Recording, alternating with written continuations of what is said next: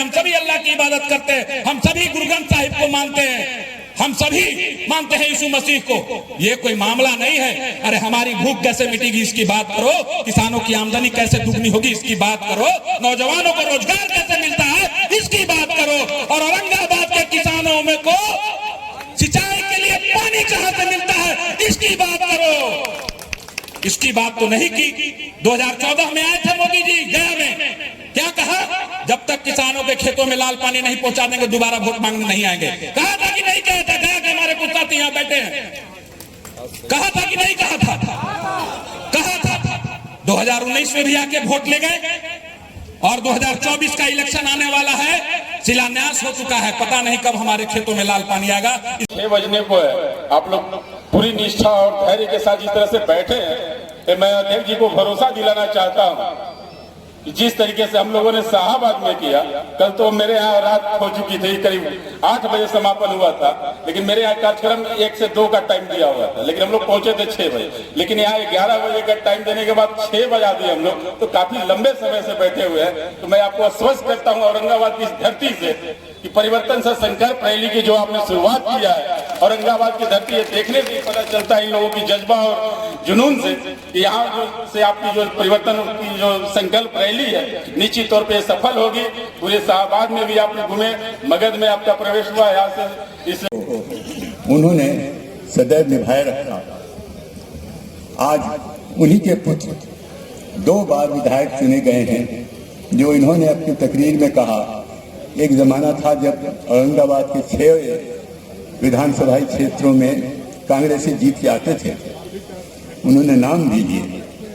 अब बहुत दिनों से कांग्रेस के उम्मीदवार विधानसभा के क्षेत्र में अपनी पहचान नहीं बना पा रहे थे, नहीं जीत पा रहे थे, लेकिन राजेश राम जी ने अपनी पहचान बनाई, अपनी शख्सियत बनाई, और आनंद शंकर की तरह वो भी 2 बार विधायक बनके बिहार विधानसभा में गए हैं।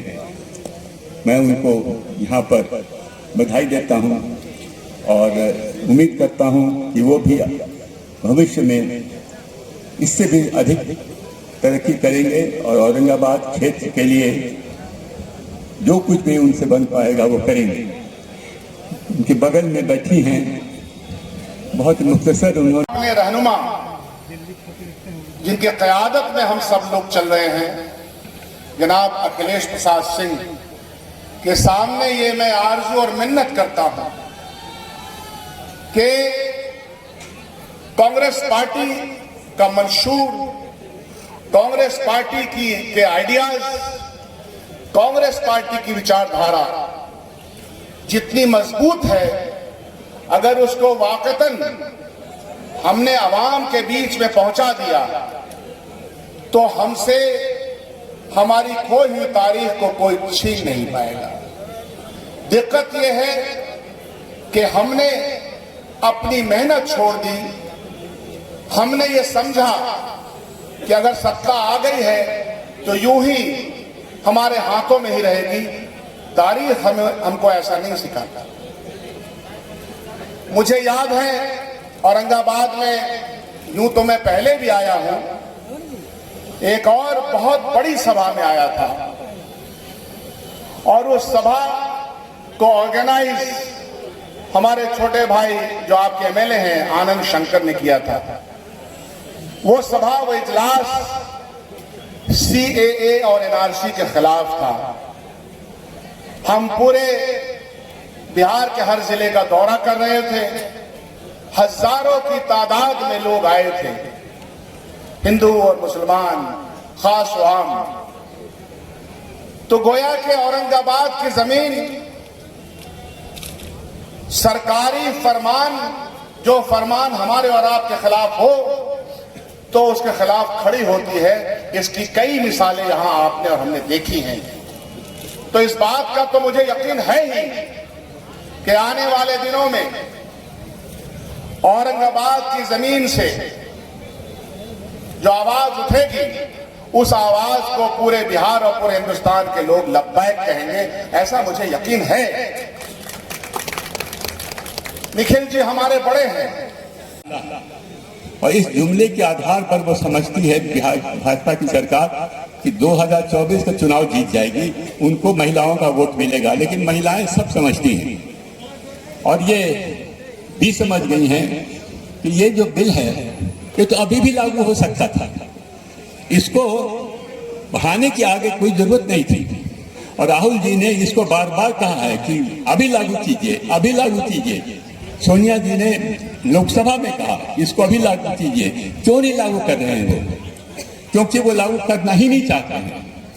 वो जानते हैं कि लागू करने से उनको ये पता लग जाएगा कि इस बिल की पहल कांग्रेस ने की थी।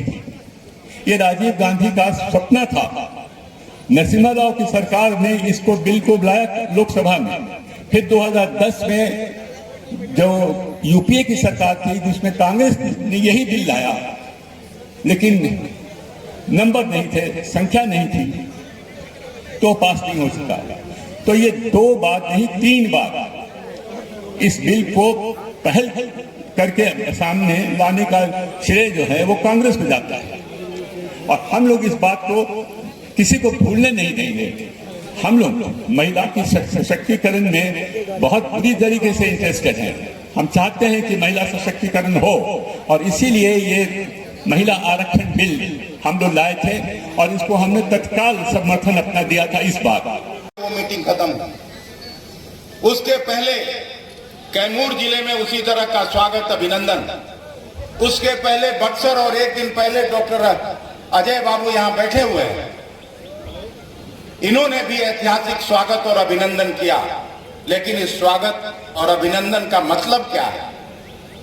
इस स्वागत और अभिनंदन का सही मतलब ये होगा कि जब एक एक कार्यकर्ता लग के राहुल जी के नेतृत्व वाली कांग्रेस को, खड़गे साहब के नेतृत्व वाली कांग्रेस को जिताकर बिहार से भेज देगा, तभी हम लोगों को चैन से। जिस प्रकार से आनंद फानन में लोकसभा का सत्र आहूत किया गया, इंडिया शब्द से इनको दिक्कत होने लगी। आप समझिए इस बात को, इस नैरेटिव को समझिए। जब आप कोई असल मुद्दा उठाइएगा, उस मुद्दे से फेरने का काम ये लोग करते हैं, उस मुद्दे से भटकाने का काम आपको करते हैं। हमारे कई साथियों ने पुलवामा का जिक्र किया।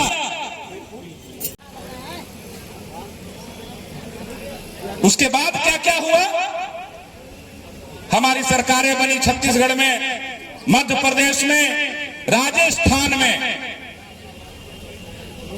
जहां ऐसा लगता था कि हम भाजपा को हरा नहीं पाएंगे। हर वो आवाज जो निकलती थी, हर वो उंगली जो उनके विरोध में होती थी, उसको वो लोग देशद्रोही बना देते थे, वो लोग उसको भ्रष्टाचारी बना देते थे। कोई व्यक्ति कहने से डरता था, भाजपा से लड़ने से डरता था। एक हमारा नेता आदरणीय राहुल गांधी जी ने एक बीड़ा उठाया और कन्याकुमारी से लेकर कश्मीर तक की भारत जोड़ो यात्रा की शुरुआत की। मैं अकेला ही चला था जानिबे मंजिल, मगर लोग जुड़ते गए, कारवां बनता गया। किसी ने यह परिकल्पना नहीं की थी कि ये जो भारत जोड़ो यात्रा है इतनी सफलता की ऊंचाइयों को छुएगी। और उसका फलाफल क्या निकला? जो लोग सोचते थे ये तो शहजादा है, ऐसी कमरे से बाहर नहीं निकलता, वो धूप में। सत्येंद्र बाबू के मार्गदर्शन में अलग अलग पार्टियां, रीजनल पार्टियां मिल करके जो वोट के बंटवारा करता था, आज 67% एक मुश्त हो गया है और ऑर्गेनाइज वे में आज वो वोट कंसोलिडेटेड हो गया है। तो इसलिए उनकी घर बराहट हो जाते। एक चीज समझने की बात है, आपके लिए दोनों बाहें हाथ फैला करके लोग तैयार हैं, और वो है ये एक अटूट संबंध है यहाँ का, सासाराम का, बाबू जगजीवन राम का, अनंत बाबू का, ये हम भूल नहीं सकते। ये मेरी विरासत है। और यहाँ मैं पप्पू जी का खास उनको धन्यवाद देना चाहता हूँ। यहाँ पर जो इतिहास के कूड़ेदान में डाल देना है, ये हमारा संकल्प है, ये हमारा वादा है। हम कैसे बर्दाश्त कर सकते हैं कि ऐसी सरकार, कि ऐसी सियासत, कि ऐसी हुकूमत हमारे मुस्तकबिल को गिरवी रखे। हम कैसे बर्दाश्त कर सकते हैं कि ऐसी सियासत जो मजहबों का एहतराम नहीं करती, जिनके सांसद इतने गलीज हैं। सभी मजहब के लोगों को इन्होंने सम्मान देने का काम किया है। अब हमारे निखिल बाबू से पूरा गए थे, ये भी हमारे सिकंदर बाबू मेहुस कॉलेज का हमारा जो बना हुआ है सिकंदर बाबू है, उद्घाटन किए थे, उन्हीं का देन है। मैं अब इस धरती पर एक पंक्ति के साथ अपनी वाणी को विराम दूंगा। साथियों, अखिलेश बाबू वकील बनकर तेरा गुमान बोलेगा, वकील बनकर तेरा गुमान बोलेगा और गवाह बनकर सारा आवाम बोलेगा।